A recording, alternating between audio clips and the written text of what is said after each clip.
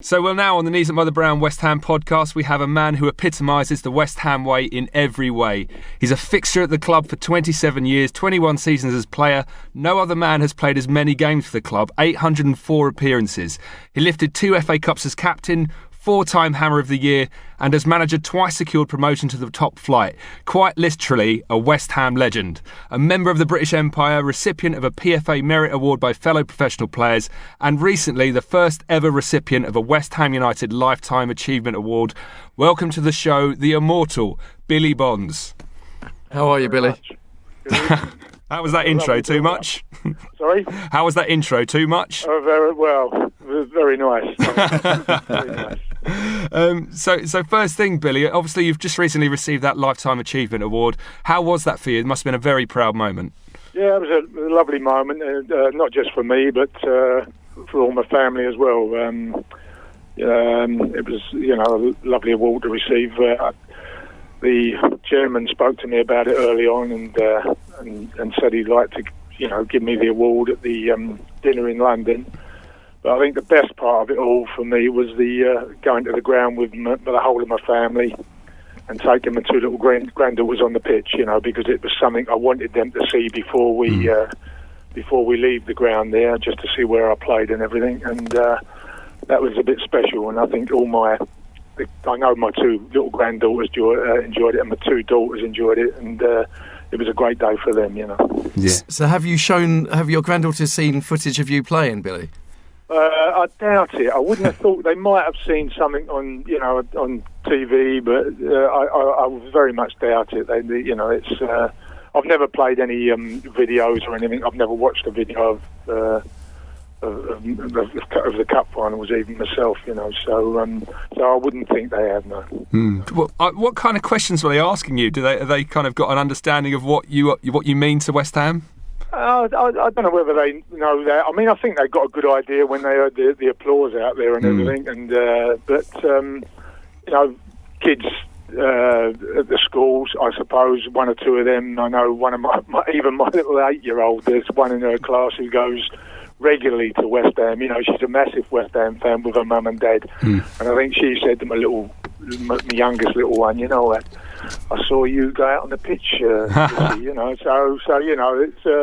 it gets back, and it was a lovely moment for them. Walking back onto that pitch, did it feel like you were coming back home? I've never been away, really. There's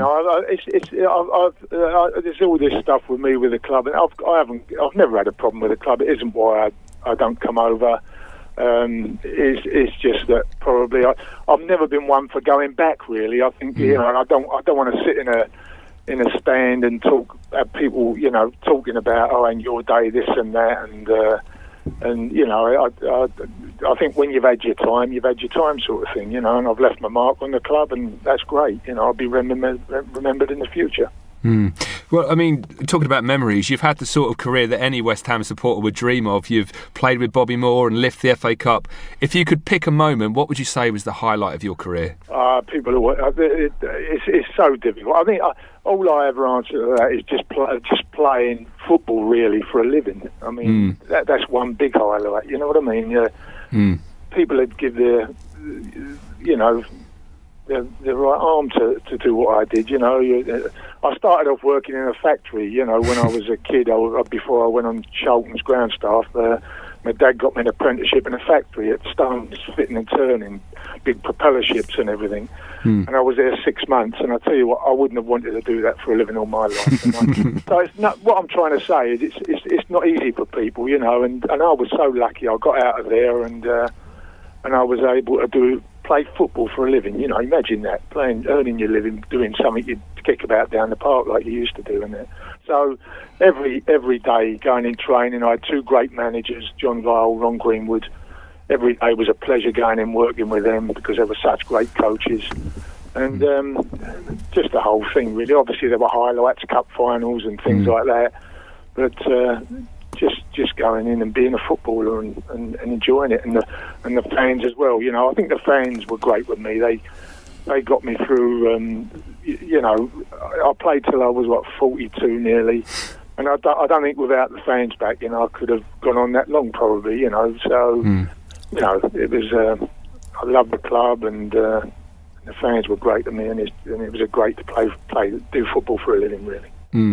You mentioned there, you played with Ron Greenwood and John Lyle. Played for them. Sorry, what were they like? What were their differences? What was the differences in their management style? Really, I mean, Ron was John's mentor, really. I mean, they both loved to get the ball down and play. They both talked about the game the same way. They were both two very intelligent people. You know, that remind me of a little bit of the England manager now. You know, the way he talks about the game, and you know, I think Ron was before his time as well. You know, he was doing things on free kicks and we did very rarely. We didn't do a lot defensively. I know it might sound, I might have noticed on the pitch, but when I was a right back, I came to the club as a right back, and all Ron used to talk to me about was overlapping and getting forward, and taught me how to go, you know, get up the outside of wingers and stuff. It was never about you know, tackling or anything. Well, I could do that anyway, but. And then when I became a midfield player, it was about, you know, he put me into midfield, and and people say I was a holding midfield. I wasn't a holding midfield player. You know, sometimes I'd get beyond Trevor Brooking, and if I wanted to get in the box, I could. You know, we didn't have holding midfield players back then. You know, really, in our team anyway. And then when I became a centre half, the first thing he said to me, I remember that he tried me out at a game at Portsmouth, I think pre-season friendly or something, and all he kept talking to me about was, I want you to bring the ball out and start attacks. And that was the man's mentality. And I think, you know, John took that on board, and he was, like Ron, the only thing I'd say was probably he was more of a disciplinarian than Ron. Maybe it was a little bit loose discipline-wise with Ron when I first went to the club, whereas when John came in, he was more disciplined, and I think he started to sort of tie us down for corner kicks and organise us a little bit more at the back type of thing. But Ron Greenwood, make no doubt about it, was one of the best coaches ever. You know, he was a fantastic coach, and I think John Lyle would tell you that if he was about now. I'm thinking of that crop of players that Ron Greenwood had as well. I mean, what was it like to play with Bobby Moore, Martin Peters, Geoff Hurst in that team? Oh, what a place to go and learn. You know, I was at Charlton. I was a big raw right back there, and I used to be able to get up and down the pitch. You know, but what a place to go and learn your trade. You know, that's where I learned, you know, everything at the club, and just playing with those sort of players. You know, you had to, you know, you had to learn off of them, and you know, it was daunting. I wouldn't say it wasn't daunting. I mean, I met Bobby when I was about 14 years old, and he came over and presented medals to us at my at the end of season 2. We won the cup and the league, and he came over. He was only about 18, Bobby, then, and I didn't know who he was. We didn't even know who he was. We knew he was a good-looking lad, fit, and he was a footballer who played for West Ham, because we were mostly all Charlton supporters. And little did I know that, you know, maybe 5, 6, 7 years later, I was playing with Bobby Moore at Upton Park. So it was daunting. You know, I always remembered that meeting with him when I was 14, and then to take over as captain from him was the next step. And you know, I had big boots to fill there. You know, so it wasn't going to be easy for me. Yeah, and of course you took the captaincy over from Bobby Moore, and then in 1975 you were playing in a cup final against him. What was that? Must have been strange to be lining up against Bobby Moore on that day. Yeah, it was weird. It was, you know, Bobby left the club. I think you could sense him and Ron had a falling out. You know, I forget what it was over now. I think, but they'd had a falling out, and he left the club, went to Fulham. But like all great players, they always bounce back, you know, and Moro ends up in a cup final with a second division side, you know. Mind you, they had some good players. I mean, Alan Mallory was in there with him, you know, another terrific player. And, you know, I think when you go into a cup final, though, nobody... I thought the world of Bob, you know. He was a fantastic... I loved him as a person, you know, and probably always in awe of him, to say he was a great friend of mine, because I was always in awe of the fella. But, you know, he was always very good to me, lovely man. But when you go into a cup final, doesn't matter if your mother's out there, you want to go and win, and, you know, that is all it's all about. You know, nobody remembers people who lose cup finals. So it's all about going out and winning on the day. We didn't play particularly well. Alan Taylor had that little golden spell for him. You know, we had a goalkeeper against us who was kind to us in a way. He didn't have the greatest of games, so we ended up winning it. And obviously afterwards, then you think about Bobby. You know, the first bloke you go and see is Bobby. Yeah, I was watching the footage back of the 1975 final. I think as soon as that full-time whistle goes, I think is it yourself and Frank Lampard make a beeline for him straight after the. I think Graham was there as well. You know, we all you could see he was disappointed, and you know. I was lucky. I played in 2 cup finals and didn't lose any of them, so I didn't get the feeling about that. I got the feeling in the League Cup one, but you knew how he felt. His old head was bowed, and we just went over, and all you can say is, you know, sorry, boy. You didn't say sorry, but just, you know, unlucky, boy. I don't forget what I did say to him, but you just go over to console him, really, you know. We were saying earlier you played for West Ham for 21 seasons, had such a storied career. Who are the standout players for you that you played with? Moore would have to do. You know, Moore was a fantastic. You know, people said he couldn't tackle. He could tackle Bob. He was all about time, and he wasn't a powerhouse tackler. You know, he wouldn't go through people and that. It was all about timing with him. Not the greatest header of a ball. In training, he was probably one of the slower ones, you know, in the running thing. But he had this great ability to read games, you know, and he had this magnetism about him. There was something about him, you know, the blonde hair, and he was just, you know, he was a fantastic footballer. I can see him now, you know, knocking balls up to Hursty's chest and just breaking up attacks by just reading the game, you know. And he was a real. If you think about somebody who could play he was international football, and he was your man. You know, he was made for international football. You know, just playing against the great players and stuff. And he was just a great player. Trevor Brooking, fantastic talent in midfield. You know, he was. When I played with him in midfield, I could always just stick a ball up the side of him. As long as I played it up the right side, he'd always be on the half turn. And as long as I played it up onto his back foot, sometimes he wouldn't even have to stop it. He just let it run and beat somebody by just not even touching the ball. You know, he was a fantastic player. There's lots: Alvin Martin, Alan Devonshire, Pop Robson, and I don't like naming because I'm going to miss out on you, and I'm going to get slaughtered by mention. So, but there was a Parksy, world class, Ray Stewart. You know, there were some really great players: Martin Peters, Jeff Hurst, Boise. Yeah, there were so many. You know, some really fantastic players over there, and also just some brilliant characters. You know, you start naming those people, you think what great characters they were. Yes, you know, I think the thing about a lot of them, though, there wasn't too many flashes there. You know, certainly in the cup, probably the cup final sides of.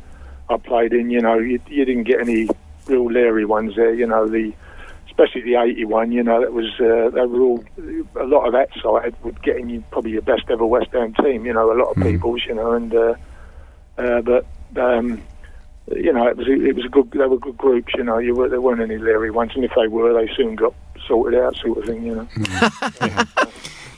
We were talking earlier about the longevity of Ryan Giggs' career, but he's got nothing on you. You were in the West Ham team right up until you were 41 years and 221 days. How did you manage to have such a lengthy career when you were such a combative player? Lucky in that respect, because I must have got into a million tackles, and you know what it's like. Well, you know, you. I always remember when I was in hospital, I had an infection in my toe, and I missed the whole of the '86 season. And I was laying next door to, I think his name was one of the Ampofo boys, and I'm not sure what one it was, but he'd broken his leg in a youth team game at Upton Park. And I was laying in the bed, he was laying in the bed next door to me. And I was 39 years old then, and I'd had half of my toe taken off. And I always think that, you know, I always think about that kid, because I was 39 years old, and I actually got over that again and went on to play a couple more years. That kid's career finished at 17, so that's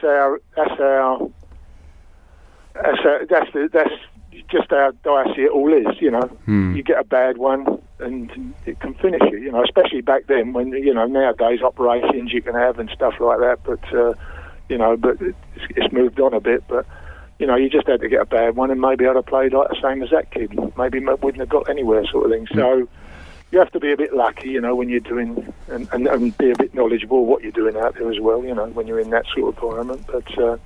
But no, I was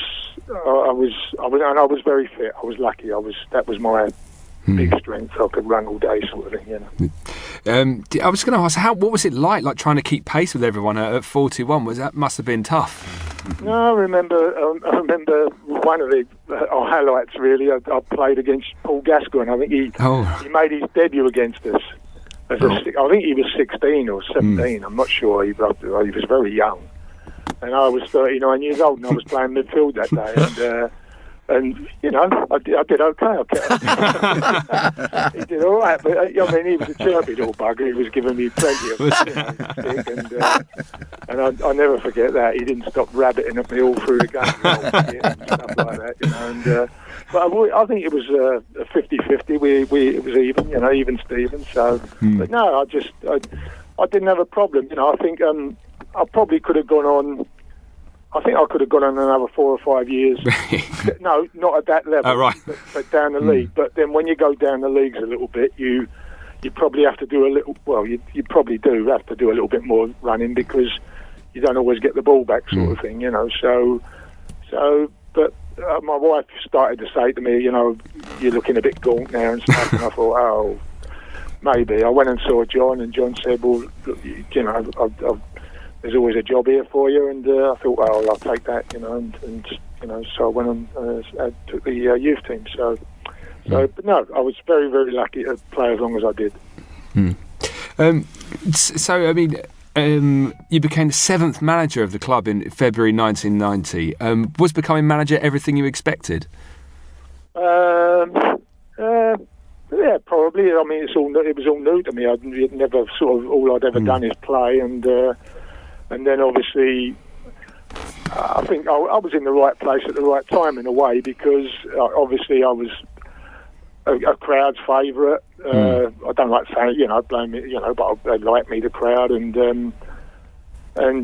Lou had a bit of a, you know, torrid time there. We all know what happened. We won't go into all that, but and then I suppose I was the obvious choice to take over, and I think back then, you know, you didn't have a chief executive. I had a secretary, Tom Finn, who was great. But it was basically, you know, I wasn't running the club, but I had a budget and I could do what I wanted with it, basically. But I had Tom Finn behind me, guiding me through the financial stuff, you know. But no, I think it's everything I thought it would be, and I won't say that. I enjoyed it. I think I enjoyment out of winning games. It was great when you won a game, but you come home Saturday night and you'd be like as high as a kite, you know, because it's like winning any game of football. And then you will go in after Sunday and you got Monday morning, and it's the grind all over again. But I'm pleased I did it. I think I did fairly well at it, probably as good as 75% who've ever managed any football club. You know, you get your top men, you know, your Alex Fergusons and people like that, and probably I did as much as a lot of people have done, and I enjoyed it, but I suppose it was never going to be long term for me. You know, it never replaced football for me, really. Playing football was my love. Managing was my job. Yeah.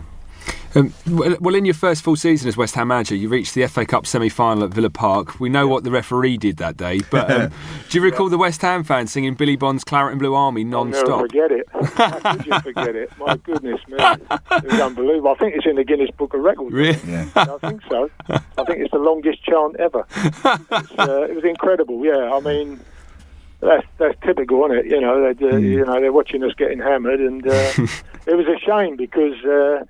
I'm not saying we'd have gone on and won the game, but we were in there with a shout, no doubt about it, because Forest weren't playing that well. I think Georgie Paris had a chance, and then Gowley goes and gets sent off. It was not a good, you know, it was a bad decision, but I'm afraid that, you know, you have to take the rough with the smooth in football. You hear a lot of people moaning about decisions they get against them and that, but you just hope it evens up in your career. You know, you need a bit of luck in that, and we didn't get the rub of the green that day. So that's Billy Bonds on the Knees Up Brother Brown West Ham podcast. I guess that is part one. Part one. Of two.